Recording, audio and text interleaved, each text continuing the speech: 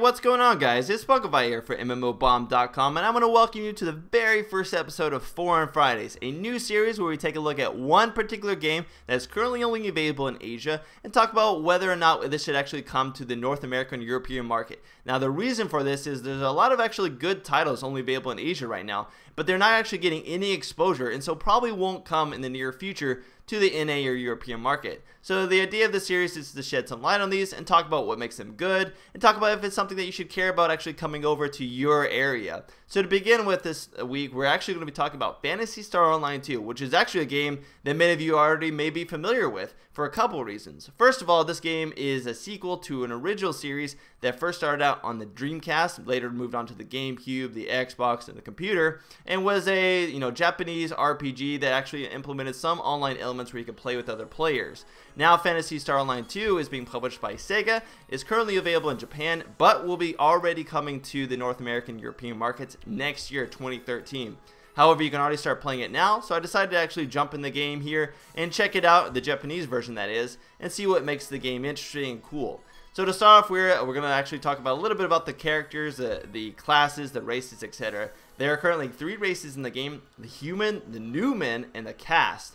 The humans are kind of like balanced. They have both good physical and magical properties. The Newman are ones that are more heavily focused on magical properties, and then the cast are very focused on physical properties, meaning that, for example, humans can do things like swords, magical abilities. They can kind of go wherever they want and be balanced between those, while the Newmans are really good at using technique abilities, which are basically magical abilities but are very frail and don't take a lot of damage. The cast are really kind of tanky and beefy, and they can do a lot of physical damage, meaning that there is the Hunter, Range, and Force classes, Hunter and Ranger being more focused on damaging physical, while Force is more of the magical damaging ability, meaning that the cast will be good at Hunter and Ranger, while, for example, the Newman will be good at Force, and then, of course, the human's good basically at everything. So you do have those 3 classes to actually choose from, and they each have their own properties. The Hunter class is kind of like a tank but melee brawler,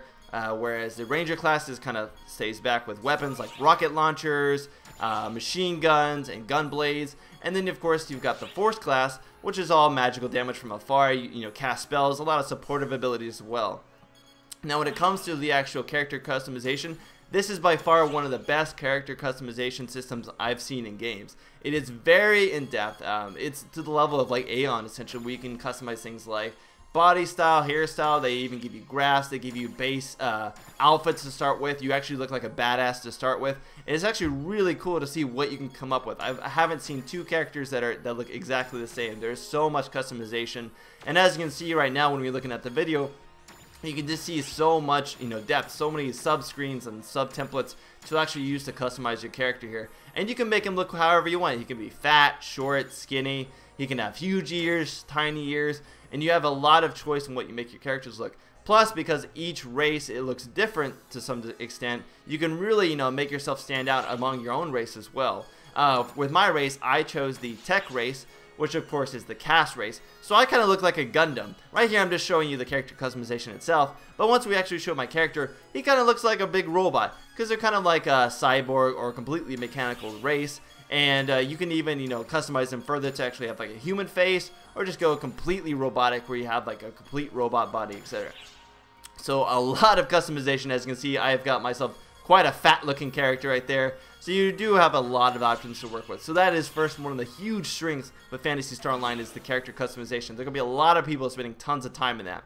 Secondly, what's really cool about the game is dungeon based to an extent, meaning that you do actually pick up missions and then go in certain mission areas to actually perform your missions. However, they're not the same every time. And what I mean by that is every single time you go into a dungeon area, it uses random elements to actually create a new dungeon for you. So the path won't be the same, certain cliffs won't be the same. It'll actually break up into areas and look quite different every time you actually go into it. Now there will be some areas that stay the same every time, and those are because those are large party areas. And what I mean by large party areas is because there are multi-zones where other parties, people on the same quest or in the same zone, using the same zone for a certain quest, actually group up together. So you'll actually zone into some areas that includes multiple parties. I believe up to like 16 different people can be in one zone. So you can actually, end up fighting bosses, doing quests together, all with different people who didn't actually zone in there with you, which I thought was a really cool thing. And it really breaks it up. It doesn't really feel like you're just in a dungeon alone. You feel like you're with other people. As you can see in the video, I've got one person with me that's level 9 or 8, another person with me, Beck, who's level 26. Beck actually joined in on me as the game progressed. He actually joined in my party and joined in. But the Buddha guy is actually a friendsless individual. Now this person is actually offline, but I was able to actually take his character while offline and play with him. To explain it the best way, I guess it would be kind of like if you guys ever played Kingdom Hearts. That's a game that I can kind of relate to, where you have Donald and Mickey. They basically accompany you, use their own abilities, have their own attacks, and support you as you're going. And this person is actually offline, not playing the game. And, you know, of course, if he's online, he can play with me additionally. But I like the fact that you can actually take your friends and bring them in games. And they'll actually reward them with fun points, which you can then use to purchase other items, etc. Speaking of item purchases, I did get a chance to kind of like look at what exactly the cash shop is in the game, because this is a free-to-play game, of course. We are MMO Bomb. We are all about the free-to-play games.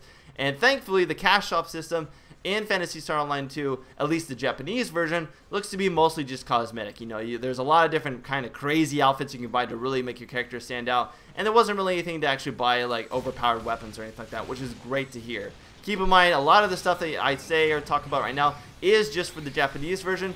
Anything can change for the European or North American version. All this stuff can completely change, but for now, it is a good system in place. As you can see here, I've actually discovered another player, I believe a couple players, and they have their friends actually accompanying them as well. So we've got like a bunch of different individuals with us, all taking out these mobs, etc. And it's really great to see that, because I like the fact that, you know, you're not just fighting alone. You're not just limited to just 4 people. It's a really good system of actually, like, you know, combining different groups, etc. So as you can see here, I'm actually swapping in between my weapons. The one thing that's cool about Phantasy Star Online 2 is that you're not limited to just one weapon equip. You actually can have multiple weapon equips, and you can further unlock multiple templates, rather, that allow you to have different weapons equipped with different abilities. So each weapon will have certain abilities that you unlock over time. These abilities will rank up, do more damage, etc. And you can have multiple templates of the same weapon, but with different abilities. As you can see there, I have my basic auto attack on the left click. On my right click on my mouse, I have like a special ability, and if I hit shift, I will be presented with 2 other abilities as well. So for each template, you can have basically 4 abilities per weapon, and to start off with, you can have up to 3 weapons. So I have a grenade launcher here, I have a kind of like an assault rifle, and then I have a gun blade, which I can use to either shoot people with or go up and hack and slash them. So you can kind of have a different weapon for each different system or encounter that you actually experience.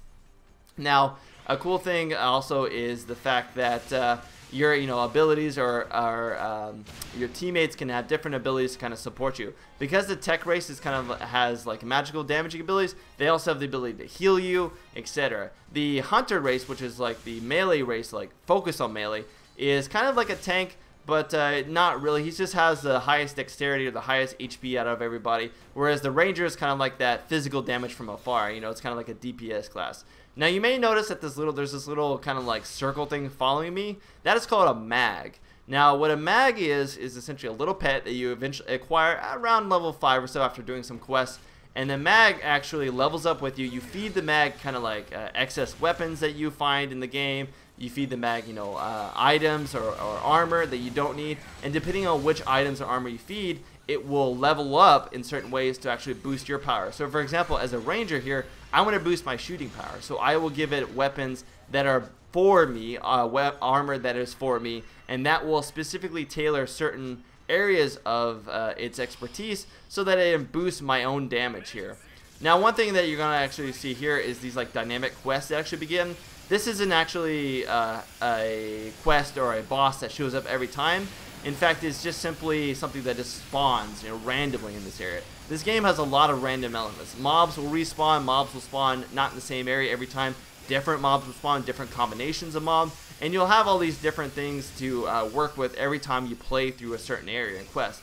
That's one thing that I really hate about certain dungeon-based games. So for example, you have Vindictus, you have Rusty Hearts, Dragon Nest. Those games kind of have the same area every single time. Whereas in this game, it's all different every time, pretty much, and you are experiencing this with different players every time. and it scales based on how many players are actually in there, which is really cool to see. Now you're looking at it, you'll see that some of the text right now is in English. There was actually an English patch just released, so we are actually able to patch the game and play it for the most part in English. There's still some subsystems that are in Japanese. So you guys are more than welcome to actually try out right now. There's plenty of places. You just have to search Phantasy Star Online 2 online to find out, all the guides and everything to how to set it up. It was fairly easy. There's no IP blocks or anything like that, and there was no lag that I saw as well. I never had any lag issues as well. The game overall is a very enjoyable experience for a dungeon-based game. Granted, there are some times where you can, after doing the same place over and over, you can start to feel like it's not as open world as some games. But for a dungeon-based game, one like this, they've really gone to great lengths to make it feel unique every time you do it. And plus, there's like these mini kind of like puzzles in the game. You notice they are kind of zoned into this area here. You have to I had to destroy those rocks to actually find the teleporter to teleport me in here in order to actually acquire these items in these boxes. So they do present you with these like weird challenges to kind of get in here to find out how to actually, get these items or these goodies, etc.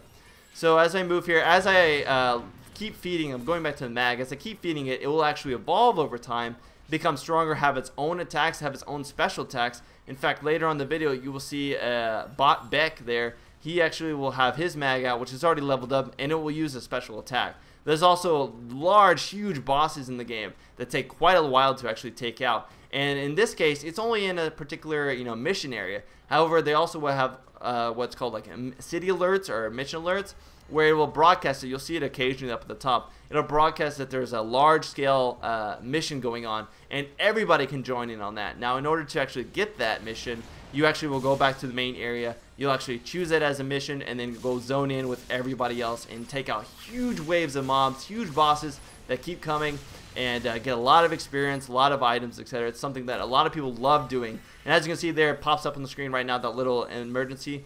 We are currently expecting, the thing to start. They're preparing it, rather. And once it's been prepared, then you can go and actually fight. And it lasts about an hour, I believe, is the length of the time that that mission actually is available. And then it won't be available for a while after that.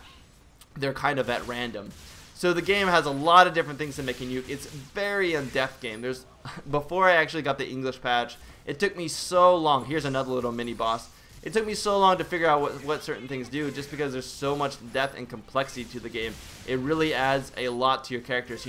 A lot of the characters will each specialize in certain things. So while you may have two characters who are the same class, the way they handle an ability or handle an encounter can be vastly different depending on what weapons they have, what abilities they have unlocked, etc. For example, my shotgun here, or my rifle here, has the ability to shoot like a blast, kind of like a grenade launch. It also has the ability to auto-lock onto multiple targets and fire a beam at once that actually goes between everybody and hits everybody at once, which is really cool. I mean, those are really unique and interesting abilities here. Now, it's not all fun and games in the game. There are a couple things that I did want to nitpick about that I don't enjoy, and keep in mind these are things that could change before the US and EU release. This game is tailored, after all, for Japanese fans right now. But there is quite a bit of grind at times. When I was trying to get my mag, I had to do a couple quests that required timed. They actually had to complete them in a certain amount of time. So for example, for the mag quest, I had to complete 2 zones that required me to kill a certain amount of mobs that I didn't know, but just a certain amount of mobs, as well as kill a certain type of mob up to a certain amount. Now, normally this wouldn't be a problem, but because of the time limit, certain mobs weren't spawning fast enough, and I probably had to do a couple of those quests at least 3 or 4 times in order to get the exact amount of mobs killed in the allotted time and get the right score. You have to get like a satisfactory score in order to do that. So you can't just rush through it and kill the mobs you need. You have to rush through it and kind of kill all the mobs as fast as possible, and as well as kill the mobs you need in that time limit. So that was pretty frustrating. Additionally, in the beginning at least, there's not a lot of variation in mob types. You have about 3 or 4 different mob types, and you're running those levels over and over and over for the first, I don't know, 8 or 9 levels. Here, this area here is actually the first new area I had unlocked in probably about 3 levels. So it does take a little bit of time to actually level up, at least in the early time, after like level 5 or 6. And I did find that it was a little bit of a grind for a little bit, but it was an enjoyable grind. I have to say that I never felt like I was like super bored, like listening to music, doing something else, I found that it wasn't quite enjoyable in action base. Now you may notice here that I'm actually doing like a first person mode where I have a targeting reticule. You can switch in between that and auto targeting. So for certain weapons or certain abilities, it may be better to use like the auto target. Whereas if you're using a ranger class here, which is mostly, you know, shooting from afar, using the actual targeting reticule, if you're more used to that, actually is a lot more fun and quite enjoyable. So here, me and this Beck guy, we're actually going to be teleporting into basically the boss encounter, which is where we fight these giant, they kind of look like crystal gorillas. And, you know, they're quite extensive. They have multiple body hit points, target weak points. And you'll notice here they take quite a lot of damage. So these are just an example of some of the different types of boss mobs that you could actually fight. They're huge. They take a lot of damage. They're not easy to take out. I mean, I had a level 26 guy with me, and it still took, you know, something along the lines of 5-6 minutes just to, you know, kill both of them. And they do quite a lot of damage. You do actually get these little items that are kind of like health packs that you can actually use. You'll see them on between 1, 2, 3, 4, 5, and you have those at your disposal. You know, certain ones will, he took out half my HP right there. Certain ones will heal you more than others, of course.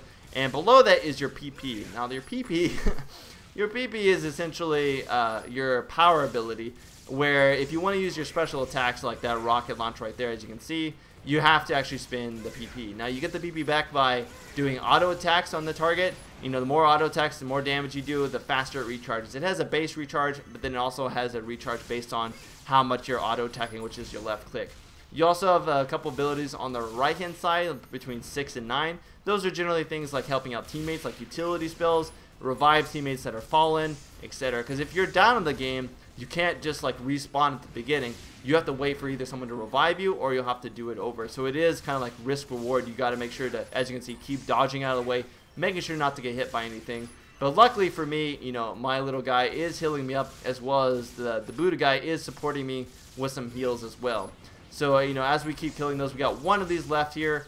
We got to kill this thing, and it's actually quite a lot of fun. I mean, we only have 3 people in the party right now, one of them being NPC, but this was actually absolutely a blast. You know, they're really hard to kill, a lot of damage, and it's really a fun game. I'm definitely going to keep playing this game after the weekly 4 and Friday, and I really enjoyed what they've done with this. It definitely brings me back to when I was younger, playing like PlayStation 2 Japanese RPG games. Really enjoying. It's kind of like that Kingdom Hearts kind of like action fast style, as well as like, you know, the classics such as like Final Fantasy games. A lot of those elements brought into the game. And if you notice there, his mag actually used a super ability, which actually did a lot of damage to that as well. When it transformed into that white thing, that was a mag super ability. So guys, that has been my initial 4 and Friday look at, of course, Phantasy Star Online 2. Let me know in the comments below what you guys think about it. I will see you guys next time for the next episode. I believe the next episode is going to be DBZ Online. Anyways, guys, this is Spunkify for MMO Bomb. I'll see you later. Spunkify out.